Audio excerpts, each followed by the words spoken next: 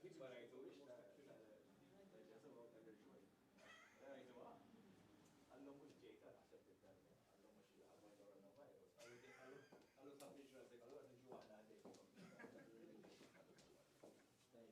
Sorry, starting to my technology, but the updates which I have the most accurate and up-to-date information.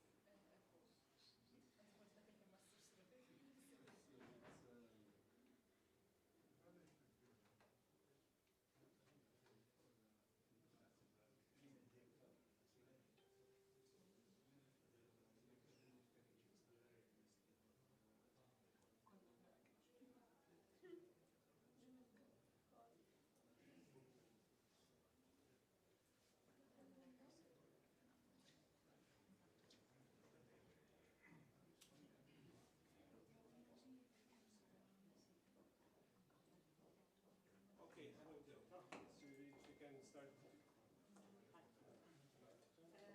Mela, ħanamlu bħal-bira tambat nieħdu one question per person. Nibdew fejn nibdew and one each.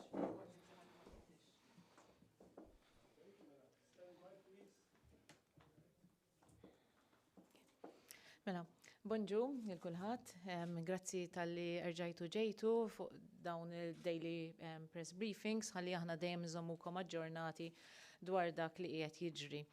Mela, llum kmieni tal-għodu għandna konferma li għandna żewġ każijiet oħra barra dak il-każ li rrapportajnielkom il-bieraħ fil-għaxija.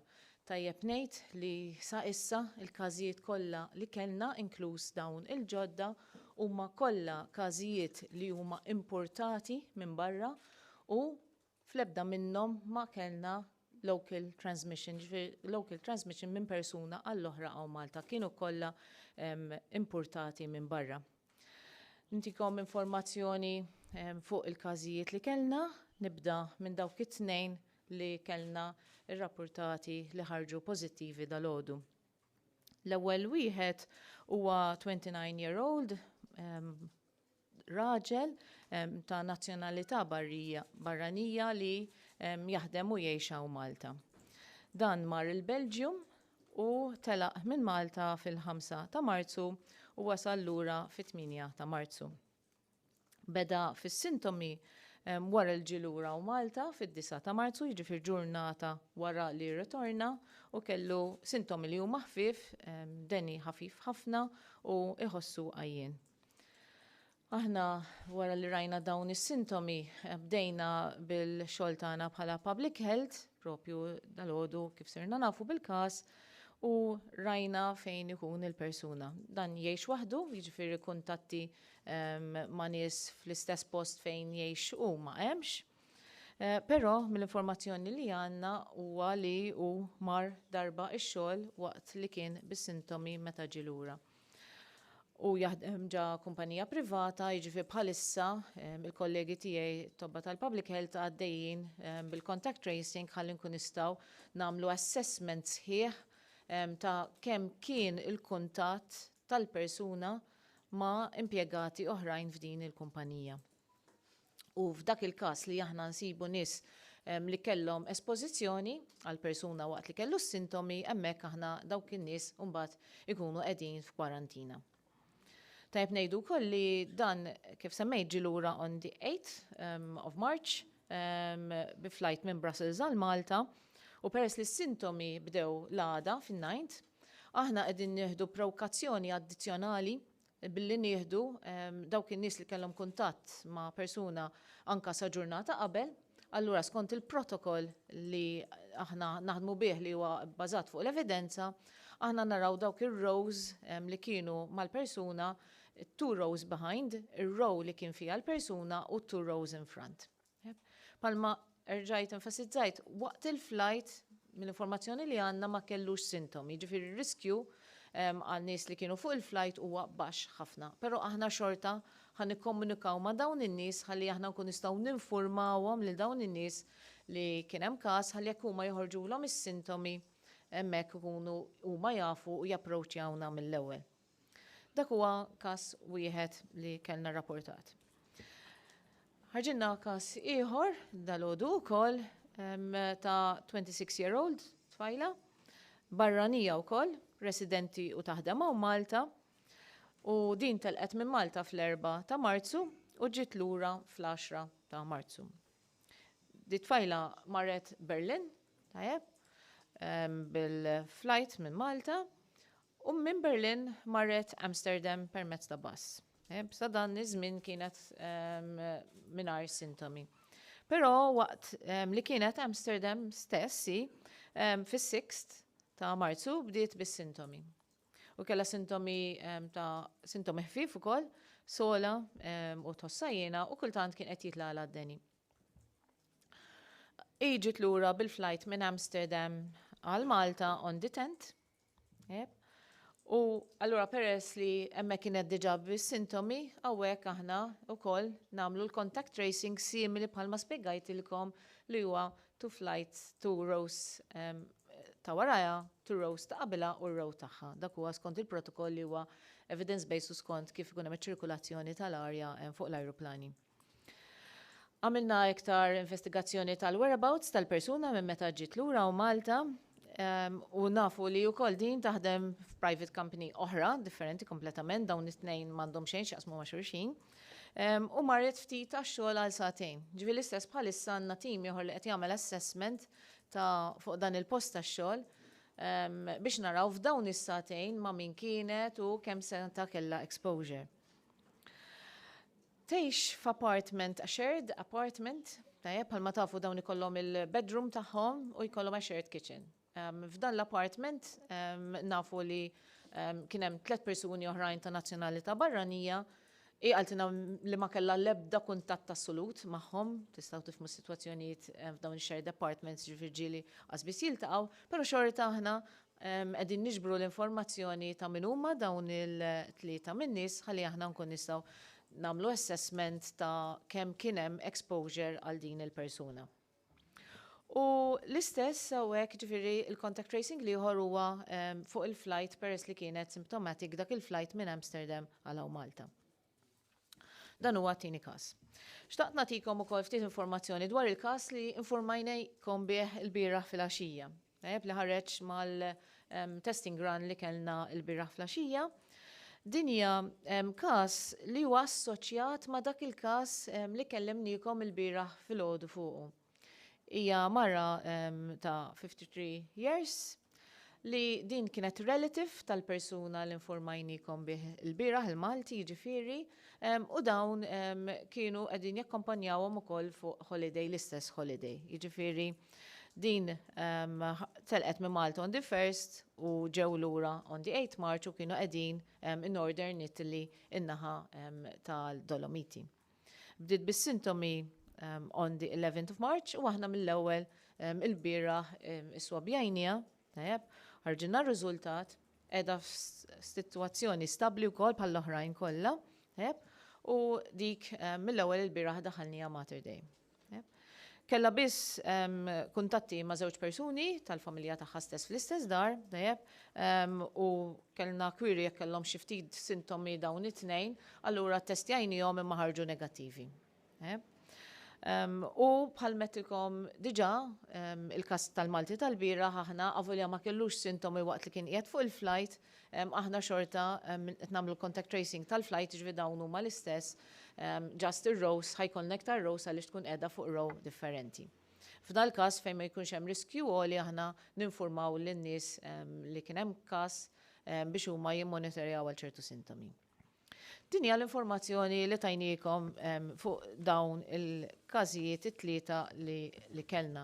Ġifieri biex inkun nista' nagħmlilkom naqra recap ħalli nifhmu eżatti għax issa n-numri dejjem qegħdin jibdew jiżdiedu. Nerġa' nenfasizza li l-każijiet kollha, id-9 każijiet kollha huma importati u sa issa hemm l-ebda local transmission. Ġifieri aħna kellna one cluster ta' 3 fil-familja fil-bidu li ġie reported is-sibt, tal-familja Taljana. Kellna cluster ta' 2 tal-familja Norveġiża, kellna sa cluster ta' dawn it-2 ta' familja Maltija u kellna persuna non-resident li rapportajnilkom dalodu u persuna ieħor, foreigner rapportajnilkom dalodu jgħix Malta u foreigner oħra li tgħix Malta. Ġib kollox għandna 9 persuni li ħarġulna pożittivi. Palma tafu wkoll aħna għaddejjin bis-swabbing tagħna. Ġifieri ftaħna iċ-ċentru li kollha ġejtu hemmhekk biex taraw dan iċ-ċentru. Sissa għandna ħidma għaddejja kemm minn daċ-ċentru minn hawnhekk f'da direttorat kif ukoll tim ieħor li qed joħroġ jiswabi għal dawk in-nies li ma jkunx jistgħu joħorġu jew m'għandhomx trasport tagħhom għaliex aħna qed nenfasizzaw lin nies ma jistgħux jiġu ċ-ċentru bil-public transportation. U għandna laboratorju ta' Mater Dei li għaddejjin prioritizing this situation. Ġifieri sissa aħna dawk in-nies li kellhom is-sintomi u sifru għal xi post li huwa affettwat kellna 416 swabs li għamilna. U minn dawn ħarġu 9 li huma pożittivi. Barra minn hekk bqajna għaddejjin ukoll aħna bis-sentinel surveillance tagħna ta' dawk in-nies li jitlu f'Mater Dei u għandhom sintomi respiratorji u minn hemmhekk aħna għamilna 473 u minn dawn l-ebda waħda ma ġiet pożittiv. Jiġifieri f'dawk in-nies li ma sifrux li qed jitlu Mater Dei ma kellniex każijiet li huma pożittivi. Fuq il-testing hub, nixtieq nappella nerġa' li testing hub mhuwiex a walking clinic. Tajjeb, il-testing hub qiegħed hemmhekk għal dawk il-pazjenti li aħna nkunu għamilnielhom assessment u li aħna rajna li huma għandhom bżonn isirilhom it-test u mbagħad aħna nkunu qegħdin nirreferuhom hawnhekk hemmhekk huma. Ġieli nappellaw naqra lil pubbliku għaliex qed ikollna sitwazzjonijiet fejn in-nies qegħdin immorru hemmhekk dirett. Tajjeb li aħna ma nistgħux hemmhekk qegħdin nagħmlu l-assessment li qegħdin nagħmlu minn hawnhekk hemmhekk biss biex jiġurulhom l-swabs u bħalma qegħdin taraw in-numru ta' swabs li qegħdin nagħmlu hija proċedura li aħna nagħmlu l-swabbing hemmhekk biss. Xtaqt ukoll illum nerġa' ngħaddi ftit il-miżuri li tħabbru l-bieraħ mill-Prim Ministru anke Deputat Prim Ministru Ministru għas-Saħħa li waħda minnhom hija miżura ta' saħħa pubblika fejn aħna ħassejna l-bżonn nissa li għandna bżonn nagħmlu l-mandatory quarantine. Bħalma qegħdin naraw bil-każijiet li ħarġu llum aħna nistgħu insaħħu iktar issa il-fatt li issa bdew jiżdiedu l-każijiet billi nagħmlu iktar il-mandatory quarantine. Il-pajjiżi li konna diġà qegħdin narawhom bħala high risk qabel l-Italja, l-Ġapan, iċ-Ċina, inkluż il-Hong Kong, Singapore, South Korea u Iran, tajjeb, dawk baqgħu issa mandatory quarantine. Ġif kull min ilu hawnhekk 14 ġurnata importanti li jkun qiegħed mandatory quarantine. Mill-bira wara evalwazzjoni li għamilna tal-postijiet fejn hemm riskju, aħna rajna li għandna l-bżonn issa li nżidu iktar pajjiżi li għandna Switzerland, Franza, l-Ġermanja u Spanja u dawn ukoll mill-bieraħ kull min ġej minn hemm irrid jagħmel 14 ġurnata f'kwarantina. Bħalma semmejna aħna fine ta' €1,000 għal min jikser il-kwarantina. Dan huwa importanti għaliex hemmhekk meta persuna jkun qed jikser il-kwarantina jkun qed ipoġġi f'riskju lil nies li huma close miegħu, in-nies ta' post tax-xogħol imma anke il-komunità in ġenerali. U aħna nkunu qegħdin ninforzaw din permezz ta' għajnuna min-naħa tagħna ta' Suprintendenza tas-Saħħa Pubblika flimkien konġunt mal-Pulizija. Aħna xorta qegħdin nagħmlu recommendation peress li l-kwarantina mandatorja għal Switzerland, Franza, Ġermanja u Spanja bdiet mill-bieraħ, aħna xorta bqajna mir-rakkomandazzjoni tagħna ta' self-quarantine għal dawn il-pajjiżi wkoll ħalli bekk aħna ikollna sitwazzjoni fejn in-nies li qegħdin bħalissa Malta għax ġew minn dawn il-pajjiż jew inkella forsi b'xi mod jiġu għaliex issa twaqfu l-flights ukoll, importanti li jkunu dawn qegħdin f'kwarantina. Bħala flights, bħalma semmejna, twaqfu l-flights minn midnight tal-bieraħ, però il-gvern organizzaw ukoll repatriation għal dawk il-Maltin jew inkella nies li huma barranin ma' residenti għaw Malta biex ikun jistgħu jiġu lura lejn Malta. Qed nenfasizzaw ukoll iktar fejn nies m'għandhomx bżonn joħorġu ma naħorġux allura anke postijiet tax-xogħol qegħdin ninkoraġġuhom li jekk hemm faċilità ta' telework tajjeb li nagħmlu iktar dan ix-xogħol permezz ta' telework, anke l-anzjani qed nappellawlhom li jekk m'għandkomx għalfejn toħorġu, ma noħorġux, joħorġu biss għal bżonnijiet u importanti nevitaw postijiet li huma affullati u dan timxi wkoll mal-pariri tagħna li jitwaqfu il-mass gatherings ta' il-fuq minn 5,000 f'postijiet li huma miftuħin u l-fuq minn 750 għal postijiet li huma magħluqin. Palma qegħdin taraw, aħna qegħdin nieħdu an approach li qiegħda tkun evidence-based, qed nimxu pass pass mas-sitwazzjoni li qegħdin naraw, qegħdin nitalmu ħafna minn evidenza ta' miżuri ta' kontrolli li għamlu pajjiżi oħra, imma anke fejn pajjiżi oħra forsi setgħu ħadu qabel jew inkella setgħu huma għamlu aħjar. Allura aħna għandna l-vantaġġ li aħna sa issa għadna fis-sitwazzjoni fejn qatt m'għandniex local transmission, Allura qegħdin nitalmu f'din is-sitwazzjoni u dan kollu qiegħed ibbażat fuq il-pjan li aħna updatejna l-pandemic plan tal-H1N1 propju għal din is-sitwazzjoni. Issa iktar u iktar li propju il-bieraħ l-Aqda Dinja tas-Saħħa ħabbret li din hija sitwazzjoni issa ta' pandemija. Fejn hawnhekk permezz ta' sitwazzjoni ta' pandemija aħna naraw li issa l-Aqda Dinja tas-Saħħa tkun tista' toħroġ iktar miżuri, tista' anka huma jkollhom iktar resources, iktar għajnuna, u anka il-pajjiżi bħal Malta jistgħu jkomplu jibbenefikaw iktar mill-pariri li jagħtu l-Aqda Dinja tas-Saħħa.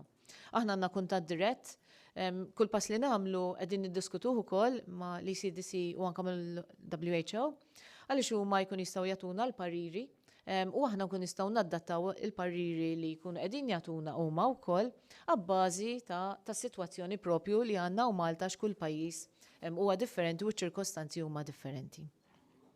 Grazzi. Mela fuq il-paġna tagħna tibgħatulna ħafna nies li tiġemplu 111 u meta jgħidulhom li mhux qegħdin ma kinux imsifrin, mhux qed iħalluhom jistgħu jagħmlu t-test biex jaraw jekk m'għandhomx il-coronavirus. Issa, inti għadek kemet li ġina mill-Belġium u marri xogħol. Sidaw li għamel il-kuntatt magħhom li marri xogħol magħhom. La ma kinux imsifrin, x'ħajġri minnhom? Mela, tajb nispjegaw li aħna bħalissa pers m'hemmx evidenza ta' trasmissjoni lokali, aħna qegħdin nibbażaw il-fokus tagħna tal-kapaċità kollha tagħna li għandna biex nagħmlu testijiet, speċjali fuq dawk in-nies li ġew minn barra. U aħna qed nipprioritizzaw, ġifier dawk l-iktar fejn hemm pajjiżi fejn l-iktar hemm trasmissjoni huma l-iktar l-ewwel li qegħdin nagħmlu. Meta inti għandek persuna bħalma semmejna li inti għandek persuna ġie minn barra, kien simptomatiku, pereżempju mar ix-xogħol u kellu kuntatt ma' persuni oħrajn. Dawn in-nies, tajjeb bħalissa aħna nkunu qed nagħmluhom il-contact tracing biex nidentifikaw min huma, naraw jekk għandhom sintomi diġà li l-probabilità ma jkollhomx għaliex għadu kmieni wisq biex jistgħu jħorġu s-sintomi, dawn jinżammu f'kwarantina jekk kellhom very close contact u mbagħad nimmonitorjawhom għas-sintomi. Jekk joħorġulhom is-sintomi mbagħad nittestjawhom. Ma tagħmilx testing għax ħafna qed isaqsuna, jekk inti għandek kuntatt u anke kien close contact. Għax ma tagħmlux it-test mill-ewwel. Ma tagħmlux it-test mill-ewwel għaliex inti biex it-test jaqbad il-virus, irid ikollok numru ta' viruses li diġà qegħdin fil-persuna.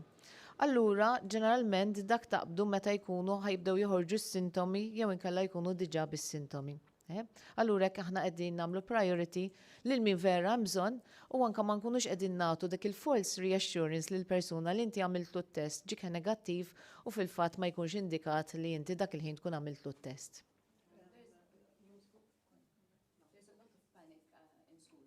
Yes.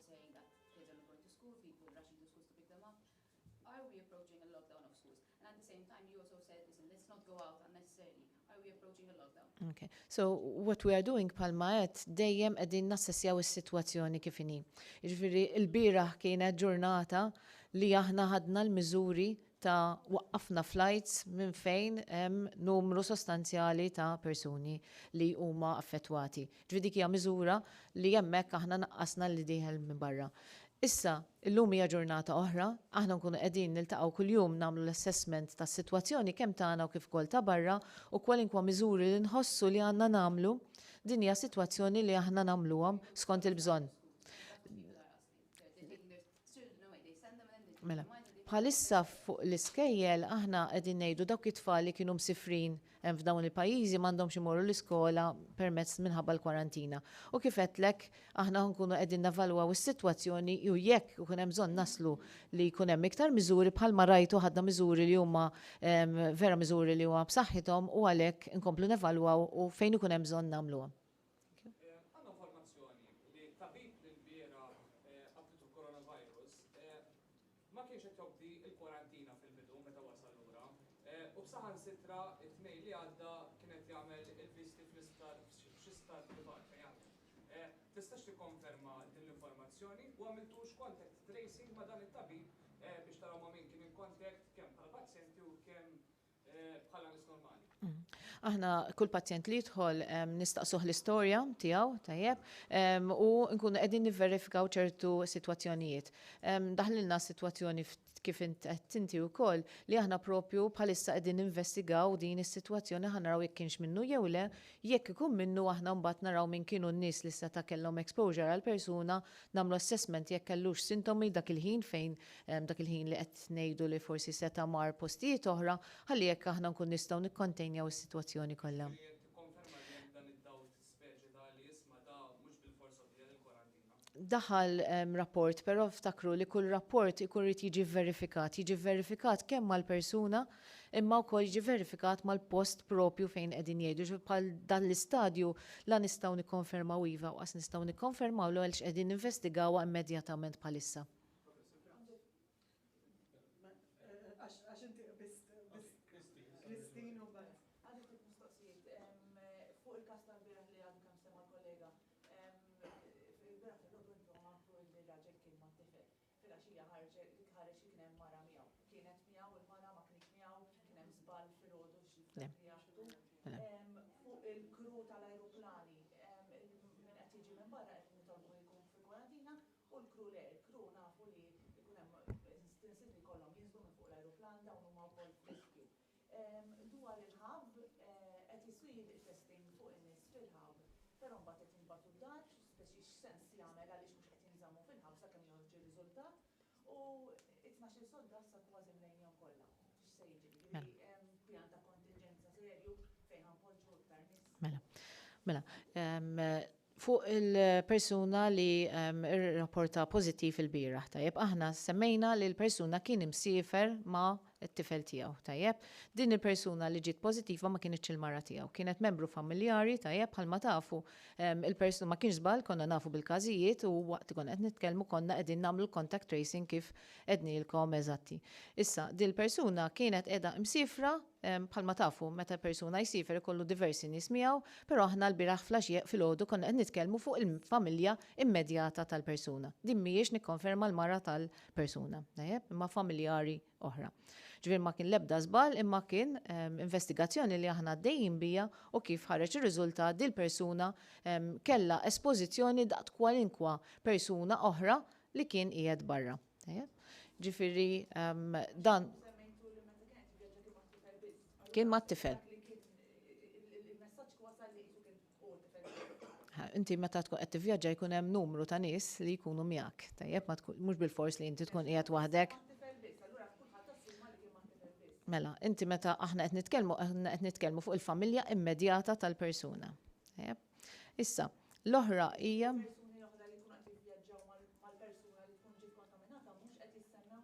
Mela, aħna fejn ikunu nafu li jkun hemm nies li jkunu sifru barra, tajjeb, f'postijiet li huma affettwati, tajjeb, huma jagħmlu kuntatt magħna jew inkella nsiru nafu bihom u naraw li għandhom is-sintomi hemmhekk aħna nittestjawhom u dak huwa li propju kien dan il-każ.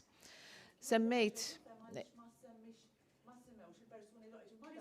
ma tis Mela. Kristina, aħna qed nilkom il-bieraħ qegħdin nagħmlu l-contact tracing tan-nies.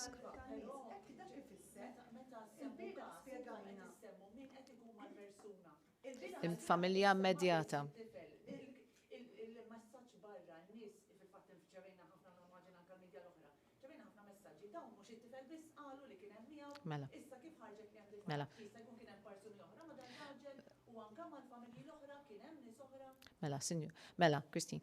Bażikament inti meta aħna nitkellmu fuq familja, tajjeb, hija familja immedjata tal-persuna, tajjeb. Mela, bħalma taf kien hemm ħafna nies li sifru f'dan il-postijiet, tajjeb. Issa, aħna ma jkollniex informazzjoni kull min sifer kull post fejn imur, fejn insiru nafu.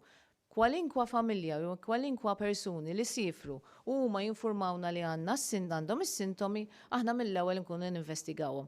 F'dan il-każ aħna rajna min kienu n-nies kollha oħrajn li setgħu sifru mal-persuna u għalhekk kien hemm din il-familja oħra li investigajnija wkoll. Kellek mistoqsija oħra fuq is-sodot, mela, tajjeb ngħidu li dawn kollha li sissa il-każijiet daħalnihom f'Mater Dei, tajjeb, ftakar li hemmhekk għandna 18-il sodda. Barra minn hekk ukoll issa ftakar ukoll li n-nies ħajbdew ifiequ. Jiġifieri issa nibdew ninformawkom ukoll kif persuni jibdew ifiequ u allura mbagħad jasal iż-żmien meta ma jibqgħux iktar infettivi u dawn ikun jistgħu mbagħad propju jew jimxu għal ċentru ieħor jew inkella propju anke la jkunu m'għadhomx infectious imorru wkoll id-dar u jkomplu bil-ħajja tagħhom ta' kuljum. Kapaċità għandna ta' 18 sodda fl-Infectious Disease Unit ta' Mater Dei. Għandna 12 sodda f'post ieħor li huwa Healthcare Facility u wkoll qegħdin nirranġaw ukoll boffa fejn ħajkollna wkoll 60 sodda oħra u barra minn hekk ukoll għandna pjan ta' kontingenza li huwa miktub, pjan ta' kontingenza li jippjana wkoll mhux għal dis-sitwazzjoni bħalissa biss ta' fejn għandek nies li ġejjin minn barra, però anke fejn naslu biex jista' jkun hemm local transmission.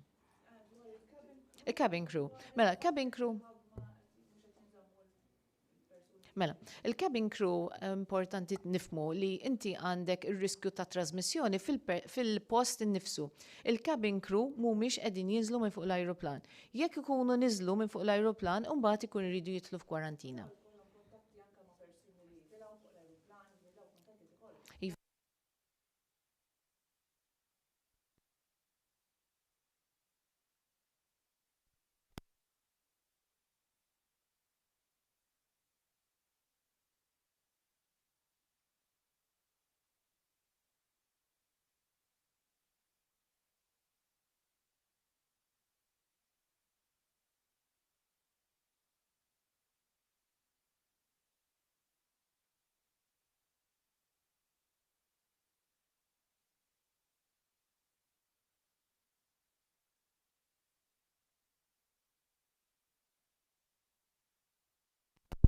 Il-qattu jien. Sorry.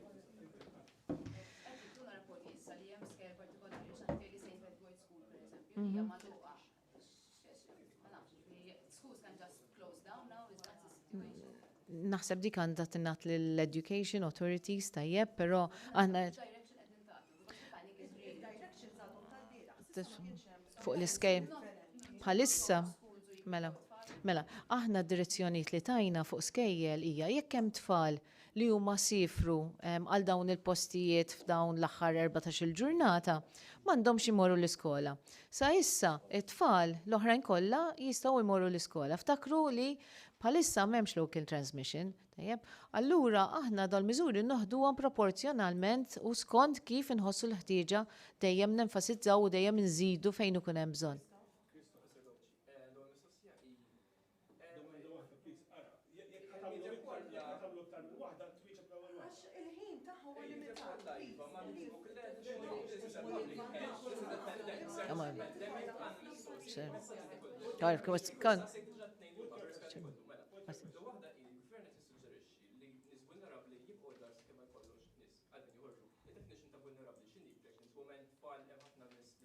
Okay.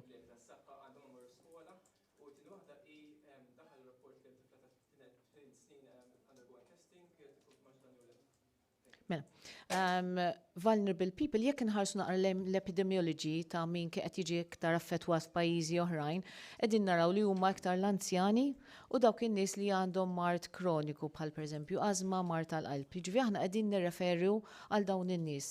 Aħna mhux qed ngħidulhom in-nies li jingħalaq fid-dar tiegħek u toħroġ, però jekk inti ma jkollokx għalfejn toħroġ jew inkella m'għandek bżonn tmur postijiet iffullati, nevitaw minn hemmhekk. Mela, semmejt testing. Bħalissa jekk tiġi naqra fuq il-helpline magħna tara li hemmhekk qed jieħdu diversi telefonati, tista' tiġi l-ħabb magħna hemm diversi nies li qegħdin jiġu tested tajjeb, bħalma rajtu diġà meta ġejtu taraw il-ħabb, u qegħdin rajtu wkoll in-numri, jiġifieri hemm numru ta' nies li qegħdin bħalissa jiġu tested, joħorġu ir-riżultati mill-laboratorju u hemmhekk bħalma dejjem qegħdin nagħmlu kwalinkwa ħin li jkun hemm xi ħadd li hu pożittiv inkellmukom u ninfurmawkom fuq kull każ.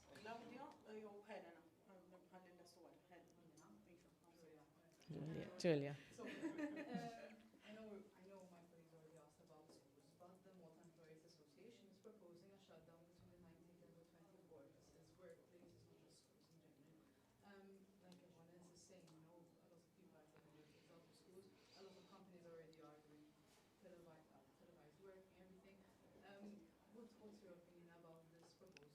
Naħseb kif diġà weġibta s-sitwazzjoni hija li aħna qegħdin navalwaw s-sitwazzjoni kuljum.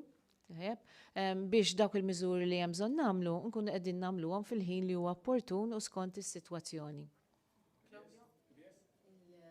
Il-bira beda għaddej fuq Facebook avviż ta' min b'xi email ta' min jaf xi ħadd li suppost qed jagħmel kwarantina, Iva. jista' jbaddil din hija xi ħaġa li ħarġet anke mill-awtorità tas-saħħa. Dwar issa li qegħdin naraw li qegħdin jaslu wkoll bħalma wassal dan it-tieni każ li semmejt illum li wassal kienet diġà jekk ikkalkulajt so kien diġà ilha 4 ijiem bis-sintomi, żewġ mistoqsijiet fuq dan ir-rigward f'ċertu pajjiżi fuq dak l-ajruplan isir bħal bex fuq sabiex ikun jekk tikkonsidraw jekk qed tikkonsidraw li jsir. U ġifieri ovvjament dina għaddit mid-thermal screening, dan ifisser li bniedem issa qed jagħmel thermal screening ġa kellha 4 ijiem bis-sintomi. Mela, fuq is-sitwazzjoni tal-ajruplani, bħal meta jkollok każ li jkun symptomatic fuq waqt l-ajruplan, aħna għandna sistema fejn naraw min kienu n-nies fuq l-ajruplan, ninformaw ukoll through an early warning and response system, ġifieri hija sistema ta' respons madwar il-postijiet ta' l-Unjoni Ewropea. Vera aħna qabadnieh kmieni, jiġifieri milux ħafna l-każ imma jista' jkun li jkun hemm persuni li jkun diġà forsi rritornaw lura lejn pajjiżhom. U bekk aħna ninformawhom bil-każ, ninformawhom x'kien il-flights ħalli jekk ikun hemm xi nies li marru lura lejn pajjiżhom, aħna wkoll naddulhom il-lista, through l-airlines jgħaddulna l-lista ġifieri konfidenzjalment, u mbagħad aħna hekk nkunu qed nikkoordinaw bejnietna. Rridu niftakru li l-airlines għandhom id-disinfection procedures tagħhom li joħorġu wkoll mill-International Associations tal-airlines li hemm kif kull ajruplan għandu jiġi diżinfettat. Ġifieri hemmhekk aħna diġà bdejna l-komuniki tagħna kemm ikunu mal-airlines kif ukoll mal-persuni li setgħu kienu fuq l-ajruplan inġibu l-lista u jkollna l-komuniki kollha. Semmejtilna fuq email li kienet tiċċirkula l-bieraħ. Nixtieq nappellalkom hawnhekk dik l-email ma nafux kif ħarġet, però dik email li please tużawix għaliex dik hija email li t-tobba jikkomunikaw magħna fuqha. Dak l-email, generic email. Please tużawx dik, però propju l-lum stess ħan waqfu generic email oħra li qiegħda propja ħatkun għal kwarantina. Aħna qed nappellaw li ħajkollna l-informazzjoni aħna ta' nies li ġejjin minn barra, nista' jibdew dejjem jonqsu. Però jekk ikun hemm nies li forsi jafu bil-persuna li jaħdem miegħu li jaf li kien barra u jixtieq jinformana li xanka u jrid iħossu li huwa safe, ħan namlu email, inkun ngħaddulkom ukoll biex in-nies jistgħu jibgħatu email. Tajjeb ngħidu li din ħatkun konfidenzjali, kull investigazzjoni li nagħmlu aħna mhux se nagħtu l-informazzjoni dwar minn fejn tkun ġiet l-email, però hekk ħajkollna għajnuna kemm aħna biċ-checks tagħna li nkunu qegħdin nagħmlu imma anke wkoll permezz tal-informazzjoni tal-General Public nkunu nistgħu dawn in-nies li forsi ma għadux fil-kwarantina nkunu nistgħu ninforzaw il-kwarantina li hija miżura ma nixtiequx nagħmluha, nixtiequ li kulħadd ikun responsabbli bħalma dejjem ngħid, però jekk hemm bżonn ma nistgħux naffordjaw li jkollna nies li jirriskjaw responsabilità u s-sitwazzjoni tas-saħħa ta' dal-pajjiż. Grazzi.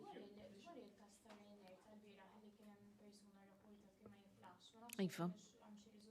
Iva. U fejn tħoss safar u l-kwarantina mandatorja dik għandha ssir għal dawk il-pajjiżi li qed taġġornaw bħal Ċina, Ġapan, Italja, eċetera, jew issa għal kull pajjiż għax dawn rajnihom ġew minn pajjiżi bħal Berlin, Mela, il-kwarantina mandatorja hija għal dawk il-pajjiżi li semmejna fil-lista. Din mhix lista li hija statika, hija lista li aħna nkunu qegħdin nabdejtjawha skont l-epidemioloġija li nkunu qegħdin naraw f'dawn il-pajjiżi. Jiġifieri aħna nżommukom informati u anke lill-pubbliku dawk li jkunu qegħdin jaġġornawhom.